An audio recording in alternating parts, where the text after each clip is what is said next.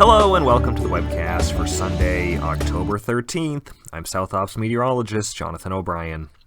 The marine layer is deepening this morning, with low clouds pushing into many of the coasts and coastal valleys. Most areas away from the beaches will steadily clear out through the midday hours, but it will be a slower clearing process than we've been seeing lately. Our 24-hour relative humidity change really highlights that deepening marine layer. We've been making only slow progress at best in raising our RHs the past several days, but that has changed in a big way for most areas this morning, with large increases in RH observed, especially in the lower to mid elevations. Water vapor satellite shows a very weak cutoff low over Nevada, while a broader ridging pattern remains in place over much of the west. This pattern is going to change little the next couple of days and bring us a period of uneventful weather, though you can start to see our next weather maker entering the picture coming out of the Gulf of Alaska.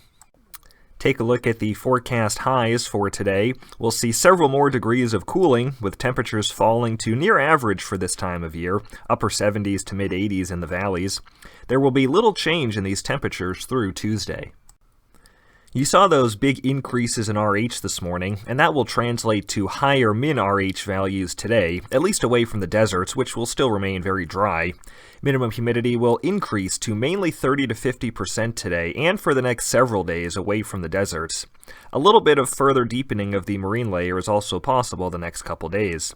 Recoveries will also be mostly good outside of the deserts.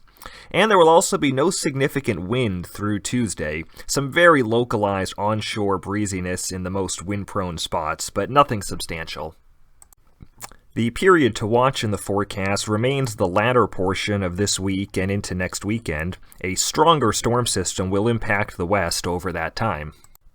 In terms of what we have confidence in, we're still expecting several additional degrees of cooling for Wednesday and Thursday, with temperatures falling below average. Here's a look at Thursday's forecast highs.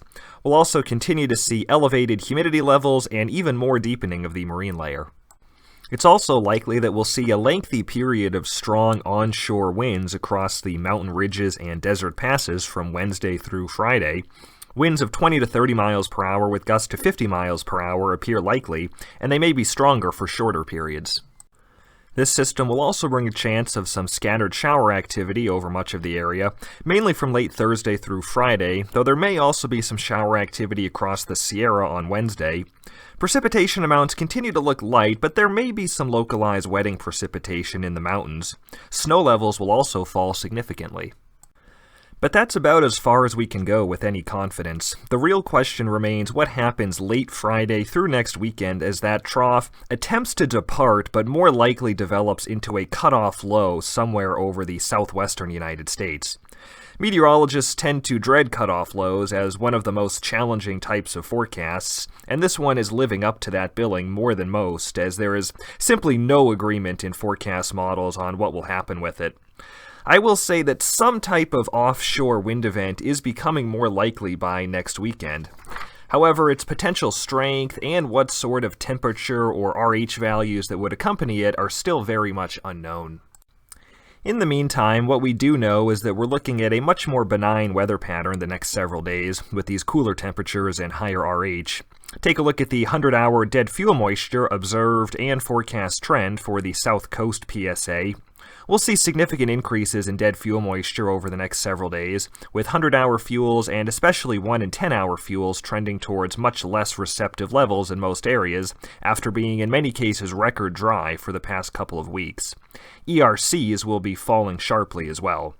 For heavier dead fuels and live fuels, the effects will be quite a bit more muted unless we get more significant precipitation. And if you look at the very end of the forecast graph here for the South Coast, you can see it start to drop sharply there at the end. That's far from set in stone, but a reminder that the fine fuel moistening of the coming days can be quickly undone by a dry offshore wind event. So to summarize, large fire potential will continue decreasing today, though there are still a lot of dry fuels out there, especially in the mountains and deserts. Fire potential will become low for most of this week, with the cooler and higher RH pattern bringing big increases in the fine dead fuel moisture.